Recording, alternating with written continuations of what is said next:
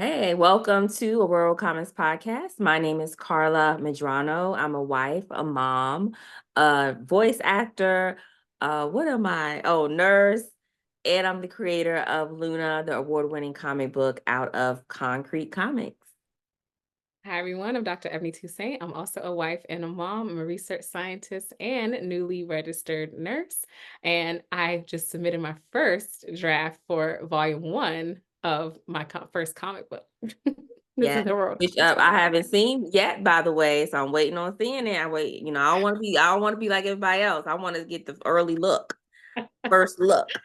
The Um, exclusive. Yes. Yes, yes. So we are two nurses talking about health, culture, and Comic books.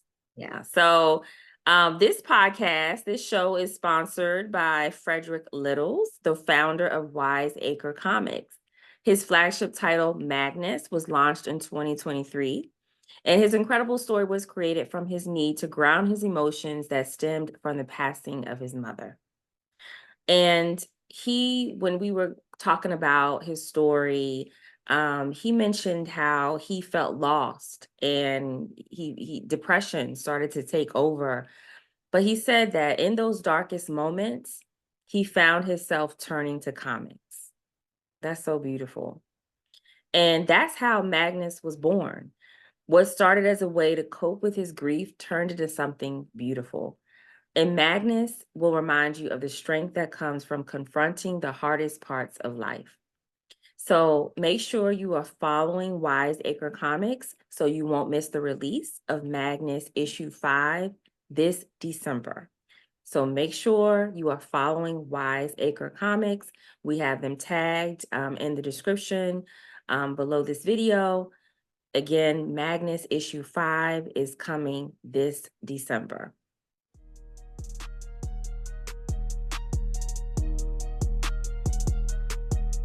So the next story, Allison Felix receives $20 million grant from Melinda Gates. So this is from the New York Times. It says Gates emphasized the severe underfunding of women-focused causes, stating despite the pressing need, only about 2% of charitable giving in the United States goes to organizations focused on women and girls, and only about half a percentage point goes to organizations focused on women of color. That is another scary statistic. Gates' grant to Felix is part of a broader initiative.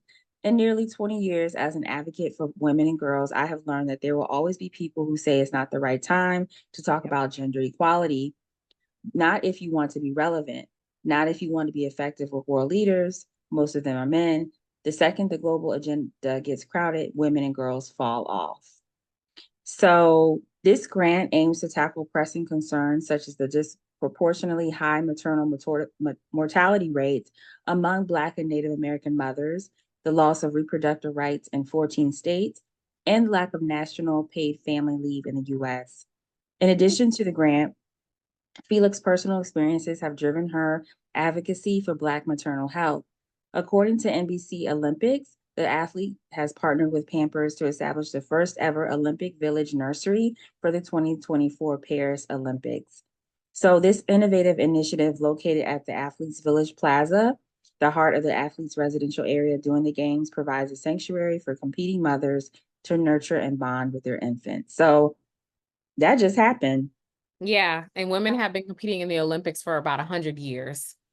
So that's sad. Like when I saw that, I was like happy, but at the same time, I was like, we need to realize just how slow this is. Like she said, like people will say, oh, there's never a right time for anything. But it's like, are you telling me the 70s, 80s, 90s, none of these decades, this did not seem like a good time?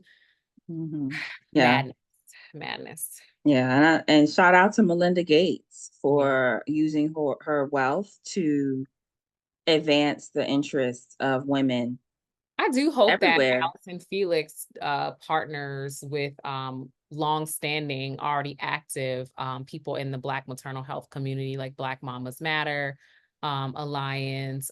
This week is also Black Breastfeeding Week, and so I do hope that she's working with these already established organizations that have built, you know, rapport within the community to, I mean, $20 million is a lot, not just in grant world, but just in general, that's a lot of money. So I really do hope that she has a good team that's going to be, you know, not creating something new per se, but collaborating across the different entities that already exist for Mhm. Black maternal health. Yeah. Yeah, I'm sure she will. And I'm looking forward to following her journey. And hopefully, you know, we even Aurora's Comics podcast, yes, we talk about comics, but we also Black mamas, Yeah. and we also want to always bring awareness to how little how little this country spends on Black maternal health. So I'm happy for her. I can't wait to see what she does. And I'm sure she will align herself with already established Yeah. entities to help amplify this message. So, fun fact, Ororo Monroe, known as Storm in the comics, she has kids in the comics. Two of her kids are with Wolverine. And so this particular storyline, Wolverine and Storm were among the Secret Wars participants who ended up trapped on Battle World. And they settled there and they got married and they have a son and daughter. So the son, I couldn't find the name of the son. I don't know if they named him, but it was Logan's son, which is what they named him in the comics. And then the daughter is Torrent.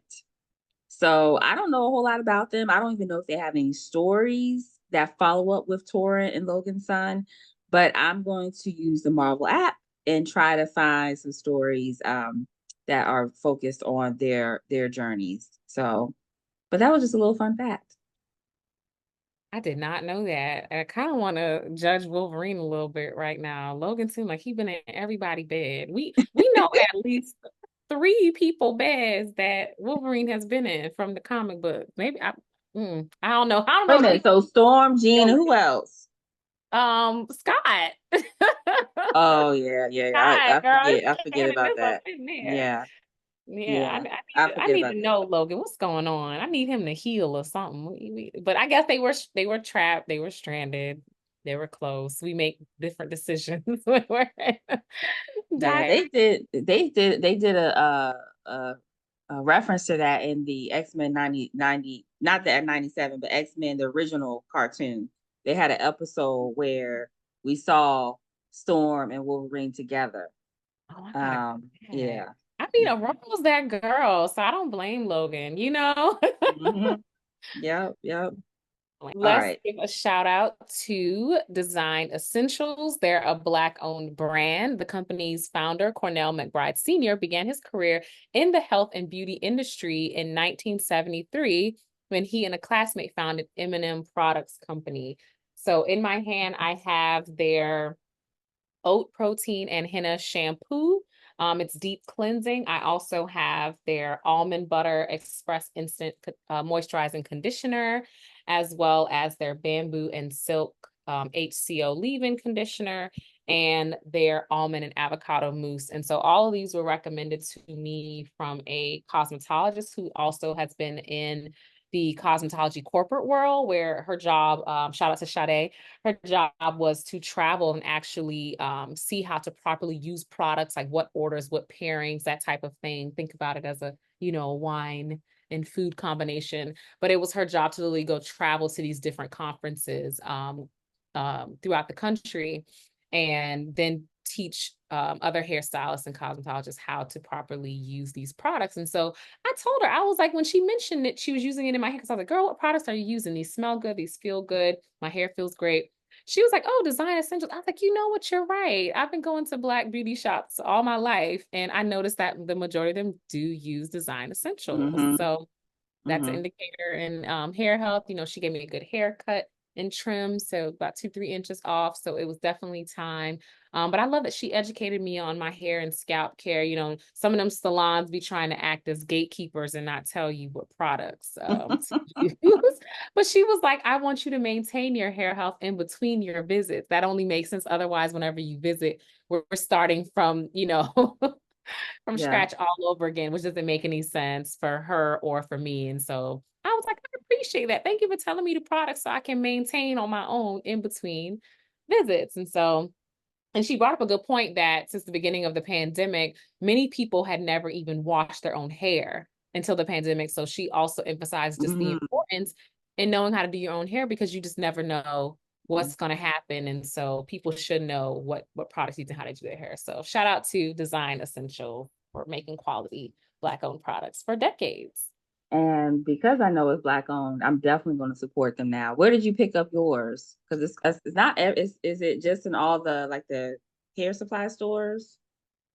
Amazon? Probably Sally Beauty and Amazon. Okay. Trying to They're think which one probably I in, got it from. I'm sure they have it down the street because it's a Korean owned.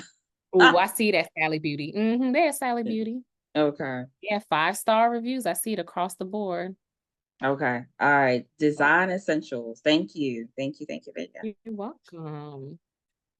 Oh, do we want to go on some of our other health issues? Since we talk about our Yeah. hair and scalp, we got some other stuff going. Y'all, there is a listeria outbreak going on right now, and these are always happening. So Girl, people I don't saw that. Girl, That's so people bad. do not talk enough about foodborne illnesses and outbreaks every year. And so people don't know that's a part of our government's job, is to track these quite often. I'm sure some people might remember the Chipotle, like Ebola outbreak from a while back. But this one is linked to Boar's Head, which is their headquarters, their main plant is in Virginia. And so that's been linked to this current listeria outbreak. And so they found insects, mold, and puddles of blood in this facility. And I think they had about 69 different non-compliant items in the inspection. So this is why it's important to understand, if you buy cold cuts, to understand the process of production and storage. And it's also why it's not advised for pregnant people to eat cold cuts unless you heat it to a steaming temperature, which isn't always possible. You know, people are going to like the bodega, or we got Publix down here who makes sandwiches, and a lot of them use Boar's Head. So when I saw this, I was like, oh my God, I'd be buying my husband these sandwiches.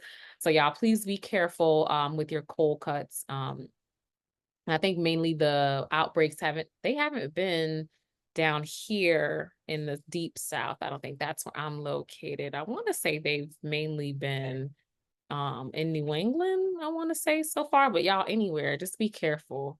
Because they could have been produced in the same batch and shipped to different facilities. So just be careful, y'all. People have died already, so several people. So it's really, really unfortunate. Also, Black women in STEM, y'all. Oh my gosh. Our good sis, Jade Powell, designed her nail art using Canva. And she sent it to her nail technician. Once I found what I was looking for, I just duplicated it across the screen. Then I went straight into the design. I've really been into metallic shapes, so I searched for some silver spheres to get this studded look. Then, to be honest, I just started freestyling and incorporating more organic 3D shapes. I changed the size and rotated this one until I was happy with it, and then I just started drawing some random lines until I got this. The next step was just sending it to my nail tech to make sure he could do it, which I had full confidence that he could, because just like me, he is an artiste. We started off with the acrylic base, and let me tell you, he gets my shape right every time. Then he went straight into painting and designing while I just minded my business in La La Land. And as you can see, he's very focused on getting every detail of my design. Eventually he finished, and look at how beautiful they turned out. So I think that was really incredible to see her process. She's like, this is for my nail girlies only. Y'all know we nurses, so I got bare nudes, nothing. I don't have nails at all. No nail art, none around here. But she sat and did each individual nail design in Canva, which was so cool. She just dragged and dropped a template, and then she showed people how she found different shapes and colors and designs, then saved the image and sent it to her nail tech, and the end result was incredible. I really loved watching her do it from conception to completion, and then design implementation. It was beautiful to behold. I can admire nail art even if I can't get it myself. So shout out. That's why people say that's why we need more Black women in STEM. And I'm like, facts. Speaking of Black women in STEM too, Spelman College just became the first HBCU to offer a degree program in cosmetic chemistry. Whoa. What do you think about their description on their website? Do you want to take us through that? Yeah, it says safe and effective hair, skin, and nail products are entering the marketplace every day. First, you will be introduced to the fundamental science behind cosmetics, the chemistry of what's going on behind hair, skin, and nails, and what that means for product creation. You will dive into the trends and innovations that influence the current use of cosmetics and personal care products, particularly in communities of African descent. Prevalent concepts will center on common practices in the African diaspora, and you will gain working knowledge through projects, discussions, and other assignments. Yes, I love this. I I'm like, love I want a this. cosmetic chemistry, you know. It's I like I love want to this. know what's going on. It's almost like comic books. Like, people Okay. kind of dismiss, comic books. People kind of dismiss, Yeah. nail technicians and cosmetologists.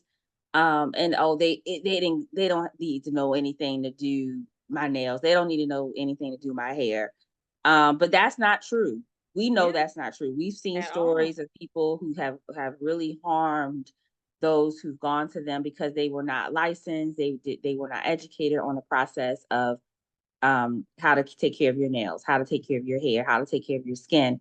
So I'm looking forward to this. Like I will I personally am too old to go back to college, but I'm really happy for those up and coming, those who are trying to figure out, okay, what do I want to do? This is going to be a very popular program, and I'm sure it's going to extend itself in colleges everywhere.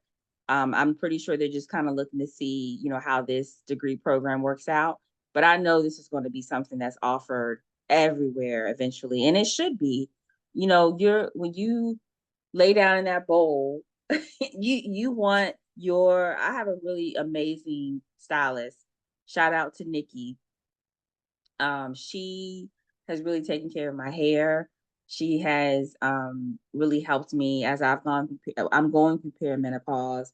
Like I said, with my diagnosis of Graves' disease, my hair has thinned out, and she really has helped me take care and honor my hair. She's recommended certain products, she's recommended certain vitamins, and it speaks to her knowledge and her expertise. And so amplify that by 100 by incorporating not only how, but also the why behind some of the things that we do, and then connecting that to our heritage and our Yeah. history.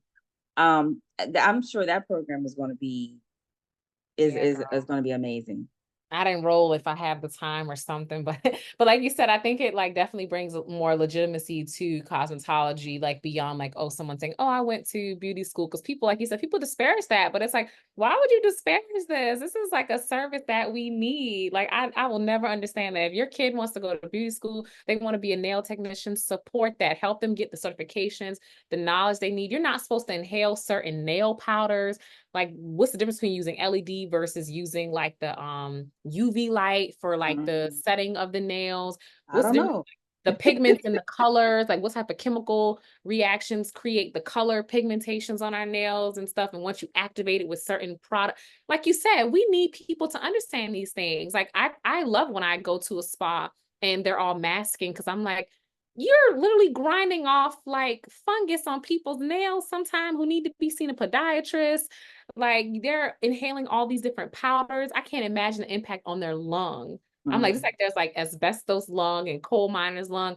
I wonder how many people have looked at like the Vietnamese population in America to examine their lung or any respiratory conditions into old age. People that inhale those powders without any protection. So I'm Yeah. with you in mentioning your diagnosis, and we have other conditions that I've seen in the Black community, like alopecia, things like that. And so I think just getting into scalp care and people being, like you said, kind of the why, Nutrition. nutrition, like seeing Yes. the why and the what and connecting it to our heritage in the diaspora, I think is going to be amazing. Like you said, that program is going to take off. Shout out to Yeah. Spelman, all the girls there, the Spelmanites, Yeah. and yeah, Spelman women. This whoever created this is incredible. So hopefully we'll see some maybe for maybe Morehouse or other HBCUs focused on men and barbering and their products. So I love to see men taking care of their face and getting their facial treatments and their beard care Yeah. and stuff. So Yeah. hopefully it's I bet coming. my husband has it's not a beard, it's more like a goatee. So he bought this beard kit, and he uses it faithfully, and like the oils and lotions, and he uses the little brush, and I was like, keep on going, Girl, baby. them bear kits have taken off. I wonder what's in them too. Now that we talking about all this cosmetic science, what's in these beard kits that the men be buying? Because they have taken off. Like in the past, Mhm. like 5 to 10 years, all these beard kits on the market now that we haven't Yeah. seen before. So, Yeah. ooh, the Times Kit of the Year, skin cancer. I don't know if you worked in cancer. I know you've done hospice, nursing. I haven't done. I have not worked in oncology. I don't. That's really a hard field for me to get in. I'd probably never work in oncology. Yeah, agreed. The Times Kid of the Year, y'all. But he's 15 years old. Heman Bekele. He created a soap to fight skin cancer, and I believe it treats and prevents skin cancer. He was inspired after receiving a chemistry set for Christmas when he was only 7 years old, and he's determined to make his therapy affordable and accessible. He was also awarded the 25,000 prize in 2023 for the Young Scientist Challenge. And in case y'all don't know, innovation takes a while to be tested in human clinical trials. So it may be a decade or so before his product hits the shelves. But in the interim, a molecular biologist has sponsored him and given him access to his lab for continued product development. So Wow. Wow. congrats, Good Black news Boy after good Joy. news after good news. Like this podcast is really bringing a smile to my face. I just I just and I mm, sorry. This molecular biologist has sponsored him. That's important because having someone who is uh, financially backing you and kind of guiding you, that will make all the difference in the world, and hopefully be his protector, because he is 15. I'm sure his parents are involved, obviously. But when you're entering into a field that's dominated by white men, sometimes your product and your ideas can get lost and even attributed to a white man. So now we know his name. Um, I'm probably mispronouncing it, Haman Bekele. Um, I'm pretty sure I'm mispronouncing that, but he's Times Kid of the Year, amazing. I hope we continue to see more from him, and hopefully we'll get updates as well. Yeah. But I'm really glad that someone is sponsoring him. He has access to a lab, which is, like, is very important. Yeah. So I'm looking forward to this, and this is the kind of stuff we need. We need to allow room for our children to create and invent, because these are life-changing things. I mean, can imagine having a soap that can fight skin cancer, whether it gives us an extra layer when we go outside. I'm not quite sure whether whatever it contains in it. I don't even know. I don't even know what that means. But I know that my son will have it available for him as he gets older, and my grandkids will have this available to them. So that is something I'm really glad you added this show, that piece to the show. That is Yeah. amazing. Amazing. So speaking Um, of legacy, and just innovation for decades to come, shout out to the National Black Farmers Association, and them and their enduring legacy of Black land ownership and the ongoing fight for justice in agriculture. They recently secured a historic $2 billion payout despite decades of discrimination. And y'all know this is very near and dear to my heart. I grew up on a small family farm with my grandparents, on the Sea Islands, and it's everything. There's so many farms just in my community where I came from that were taken or gone or somehow lost or maybe sold over the decades that I've grown up there, and even before, dating back to the 70s, of not a lot of more remaining Gullah Geechee fishers and farmers due to licensing restrictions and where you can fish, how you can fish, what boats you can use. And we used to use bateau. And then farming, just thinking about all the different crops and things we've had on the Sea Islands that, it disrupted our foodways tremendously. And so that's what a lot of my research as I'm developing my lab, centers around. What are your thoughts, Carla, on the National Black Farmers Association and this historic payout?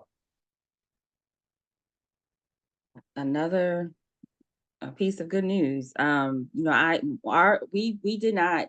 So my grandparents, my mother's parents, did have a farm. But it was just pigs and chickens. It wasn't, they didn't grow anything, grow any food. They just had animals. But it was really hard to maintain, the chickens, and eventually we ate them all. So I think eventually that land just kind of went, to the barn, and, old cars, and all a trailer. Like my aunt added a trailer on a piece of the farm.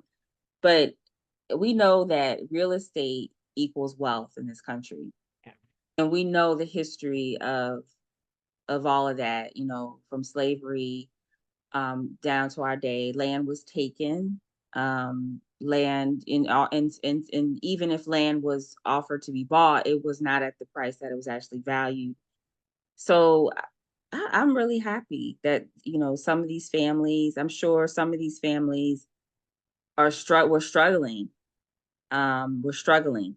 So this $2 billion payout hopefully will be kind of just hopefully put a dent in some of the struggles that they've encountered and endured over the decades, not only with the current family that's staying on that land, but their parents and grandparents who struggle to keep their farm alive and well.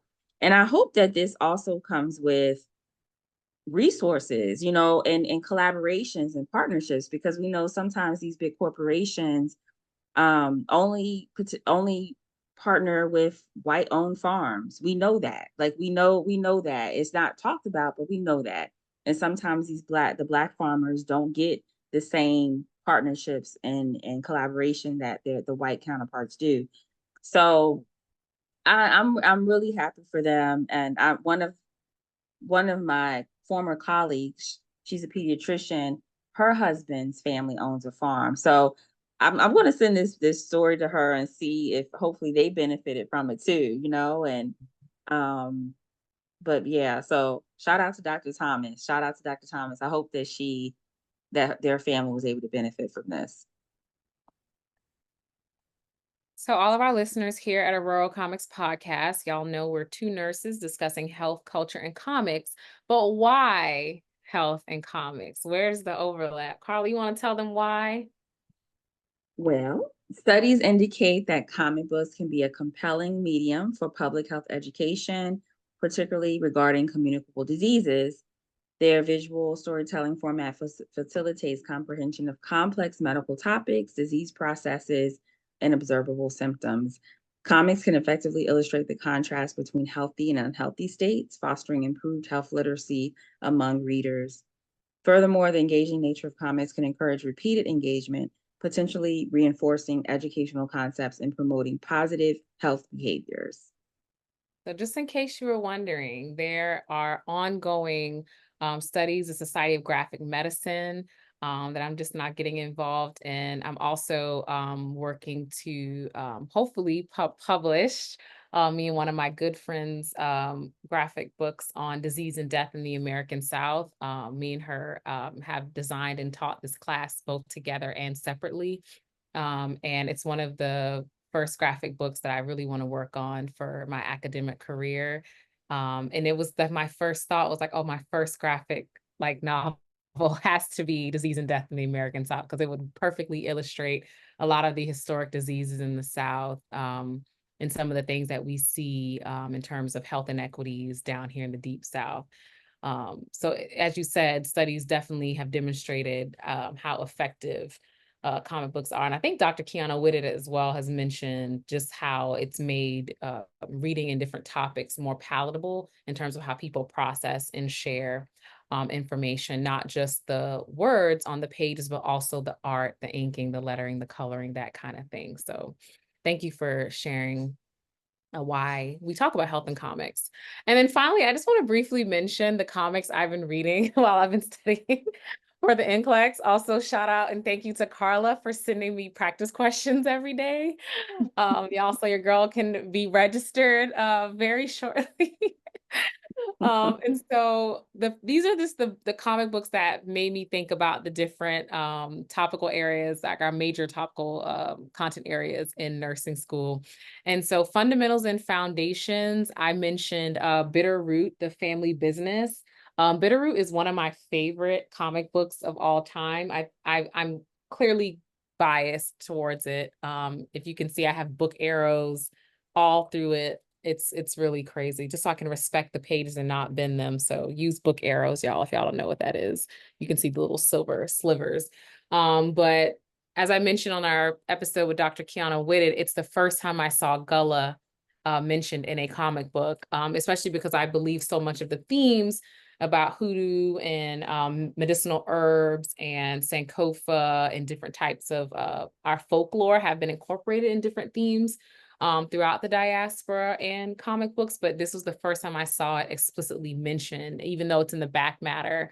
But I really loved her essay in the back. And I just thought this also is a very foundational comic book to me, introducing me to themes that I didn't think were super common in comic books. And so you got a Black family, they're fighting. You have mentions of the diaspora. You have diseases in here, health, vaccines, like immunization. So it has all the things that I think are just foundational in terms of relationships and caring. And so it just kind of made me think about very fundamentals. Have an omnibus, which you could see in the background of Dr. Kiana Whitted's interview. That the omnibus is actually very financially affordable, but I like solo issues sometimes to just focus on that one. And so yeah, I don't know if you've read Bitterroot yet, Carla, but I think you really like it, although there's monsters, but the monsters, once you read it, you'll see what it's a metaphor. So pharmacology, far sector. Oh gosh. Oh, I forgot to say Bitterroot I want to shout out the people who published it. Image Comics did Bitterroot. Far Sector is from DC Comics from their Young Animal imprint, and Far Sector by N.K. Jemisin. The writing, oh my gosh. When you talk about writing and art in comic books, both of them were there for this comic book, but Far Sector, the writing, you can tell N.K. Jemisin is a science fiction fantasy author, like award-winning for a reason. The writing was incredible, and it was a great story to see a Black queer woman be Green Lantern, Sojourner Mullion. But I say pharmacology because there's drugs in the comic. That's all I'm going to say. I don't want to give too much away, but I need to buy it. Yeah, I mean, think about pharmacology. You got to put that one on your list, girl. This is a must read. Also, the parallels, racial tension, relationships, dating. And I say race very loosely because this is happening in Far Sector, and so their socialization is different than ours. So you'll learn about the races, the AT-ATs, and the different. You got to read it. It's really, really well done. Medical surgical, our Surgeon Supreme or Sorcerer Supreme, Doctor Strange, Marvel Comics, of course. So that's a good one. Pediatrics, Scooby-Doo, of course. Scooby-Doo number 36, DC Comics. I actually just got a Scooby-Doo badge reel for when I start my also I want to add My Little Pony. Stephanie Williams, a friend of the pod. We had her on. My boy liked it. Yeah, she's written several My Little Pony titles. So, and also Sesame Street. Stephanie Williams has also written for Sesame Street as well. So yeah, Scooby-Doo, My Little Pony, but that was specifically Scooby-Doo number 36, DC Comics. I really love it. I've also been reading some Scooby-Doo and Batman. So yeah. What? Yeah, Scooby-Doo and Batman. That's what made me grab it because Scooby-Doo and Batman. Oh my. Yep. Never knew. Yes. Oh, yes. So I'm falling in love with this series. So more on that later. Labor and Delivery. I think I told you Spider-Woman was the first time as I was going through the Marvel database And looking on the Marvel Unlimited app, the first time I saw a pregnant like superhero, and it was on the cover, so not just like included in the story or like a side character, but the main character. So this was Spider-Woman #1 by Marvel Comics, where she's visibly pregnant on the cover. Psychiatric and mental health. The Let's Talk About It, a graphic guide to mental health. This was published by the Center for Cartoon Studies. So I thought that was really cool. And then finally, community and public health. That was my primary background for the last 15 years before I went into nursing. They published Graphic Public Health, a comics anthology and roadmap, and that was published by the Penn State University Press. And so more on this later. You'll see us post these on our social media pages. But this is just what I've been reading while I've been studying for the NCLEX that made me think about the different themes. So yeah. Mhm. And on the NCLEX, when I took the NCLEX, med surge and pediatrics was probably the biggest ones. Ooh, Yeah, biggest ones. gosh. So I think that's it. Anything else? No, I don't think so. Yeah, it's always Yeah, fun as usual. I'm like I giving on know. comics. I'm like, oh my gosh. And let's give a proper goodbye too. Oh, Yeah, because lately I've been like chopping up the episodes. So like this week's episode, we didn't say goodbye because I cut it off before we said goodbye because that piece, that little chunk, we were talking about personal stuff. So bye, y'all. Bye, y'all. all right. Well, I am Carla, I'm Ebony, and we are a Rural Comics Comics Podcast. Podcast.